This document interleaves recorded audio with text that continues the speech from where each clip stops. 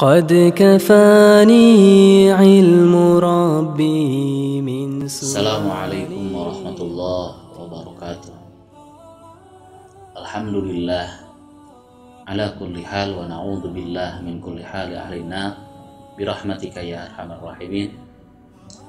Assalatu wassalamu ala rasulillah wa nabiyillah wa habibillah wa syafi'illah wa maulana Muhammadin sallallahu alaihi wasallam wa ala alihi wa ashabihi wa azwajihi wa dzurriyyatihi wa ahli baitihi ila yaumiddin. Amin ya rabbal alamin. Wa ya ibadallah wa ya ummat Rasulillah sallallahu alaihi wasallam, usikum wa nafsi bitaqwallah. Qad fazal muttaqun wa ahussukum ala ta'atillahi wa ta'ati rasulih la'allakum tuflihun. Amma ba'du. Hadirin semuanya, saudara Al-Fakir yang sangat Al-Fakir hormati, muslimin muslimat dimanapun berada, semuanya adalah saudara. Alhamdulillah kita bertemu kembali dalam sesi kajian Islam tentang ilmu-ilmu fikih, yang mana ilmu-ilmu yang sangat berharga bagi kita semua, terutama untuk keseharian kita semua, keseharian ibadah kita, keseharian bagaimana tata cara hukum syariah di dalam kehidupan kita. Pada sesi kali ini kita mengangkat tema tentang bab haid, bab datang bulan. Bagaimana tata cara menghukumi atau tata cara bagaimana yang dihukumkan, yang disyariatkan dalam Islam tentang bab haid. Diterangkan dalam kitab Aqallul haidi yaumun wa lailatun wa ghalibuhu sittun aw sab'un wa aksaruhu khamsata asyara yauman bilayaliha. Di dalam kitab ini diterangkan bahwa apabila seorang wanita datang bulan atau haid, itu biasanya kurang lebih paling sedikit, paling sebentar itu 1 hari 1 malam atau 24 jam. Tapi normalnya, kegalibannya seorang wanita haid atau datang bulan itu 6 hari atau 7 hari. Mungkin ada yang 5 hari, mungkin saja. Mungkin juga ada yang 3 hari, mungkin saja. Nah, ada juga yang waktu datang haidnya itu lama. Paling lama itu sekitar kurang lebih 15 hari 15 malam. Itu paling lama waktu haid, waktu datang bulan dalam syariat Islam. Yang mana dalam membedakan haid, ada haid, ada istihadah. Kalau haid itu ya datang bulan. Kalau istihadah itu darah yang keluarnya bukan darah haid, bukan darah kotoran, tapi darah penyakit. Seperti itu. Yang mana kalau kita haid, otomatis sholat yang kita tinggalkan itu tidak perlu kita qadai. Tapi kalau mau yang lebih afdol, yang lebih bagus, ya kita qadai. Tapi tidak usah diqadai. Tapi kalau istihadah bukan haid, selama sholat yang ditinggalkan itu semuanya harus kita qadai. Seperti itu. Lalu bagaimana cara kita membedakan antara ini itu sedang haid atau sedang istihadah?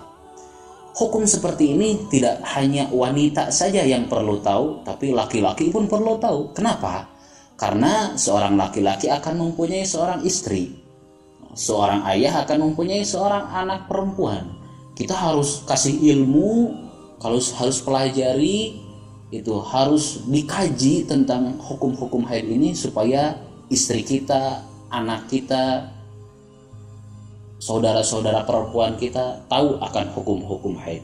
Karena baginda Rasulullah SAW bersabda, nanti di yaumul akhir itu yang banyak akan menjadi suluh atau akan menjadi pembakar atau akan menjadi penghuni neraka, itu kebanyakannya adalah dari golongan wanita. Nah, untuk para wanita-wanita, mari kita kaji tentang bab haid ini supaya kita dijauhkan dari golongan-golongan yang termasuk golongan dalam api neraka. Nauzubillah, Yang pertama yang harus kita ketahui, bagaimana kalau kita datang haid. Misal kita datang haidnya jam 10 pagi atau jam berapa gitu. Nah, yang pertama yang harus kita sediakan adalah jam. Baik itu jam tangan atau jam dinding atau jam yang ada di kamar. Seperti itu. Yang lebih bagus jam tangan supaya bisa terus kita bawa. Yang kedua, selain jam kita harus menyediakan apa? Kita harus menyediakan catatan. Jadi kita menyediakan buku kecil yang dapat dibawa kemana-mana juga dengan ballpointnya. Daripada itu, terus kita harus menyediakan apa lagi? Kita menyediakan kalender pribadi, bukan kalender yang disimpan di tengah rumah. Kalender pribadi saja disimpan di kamar, baik yang kecil, baik yang besar, baik yang sedang. Nah, lalu kegunaannya untuk apa semua itu? Contoh, kita haid, wanita haid, setelah wanita itu pertama keluar darah, lalu dicatat di dalam catatan, misal saya sekarang keluar darah haid pada tanggal sekian, hari sekian, lalu jam sekian, menit sekian, detik sekian. Nah, dicatat itu. Nah, kegunaannya kalender untuk apa? Nah, kita kita tandai di kalender itu tanggal berapa kita pertama keluar darah haid. Kita tandai dengan spidol merah, kita tandai atau spidol apapun boleh. Setelah kita tandai lalu kita lihat jam berapa, menit berapa, detik berapa kita pertama keluar darah haid. Nah, kalau misalnya kita haidnya 3 hari, nah lalu kita jumlahkan dari catatan tersebut, jumlahkan berapa kali kita keluar haid, keluar darahnya itu berapa kali. Kalau dijumlahkan keluar darah haidnya itu sempurna 24 jam alias 1 hari 1 malam, maka itu bisa dinamakan darah haid. Kan wanita itu tidak selamanya darah haidnya itu datang bulannya itu terus aja keluar darahnya, tidak seperti itu. Jadi pertama 1 menit udah selesai gitu, kering dulu, lalu jam sekian, menit sekian keluar lagi 5 menit atau misalnya semenit lebih 5 detik, seperti itu. Nah, kita itu jumlahkan, semua itu kita jumlahkan harus ada 24 jam. Kalau kurang dari 24 jam itu tidak bisa dinamakan darah haid. Itu adalah darah istihadhah. Seperti itu, darah istihadhah. Jadi waktu-waktu yang sudah kita lewati itu harus semua kita qadai. Tapi kalau lebih atau pas dari 24 jam, maka itu bisa dinamakan darah haid. Karena apa? Karena tidak usah kita mengqadai sholat-sholat yang sudah kita lewati. Dan karena darah yang keluarnya sudah sempurna 24 jam atau lebih dari 24 jam. Daripada itu, mari kita terus kaji tentang hukum-hukum seperti ini, karena ini untuk keseharian kita semua. Semoga bermanfaat bagi kita semua, khususnya bagi para wanita-wanita mustami'at, muslimat dimanapun berada.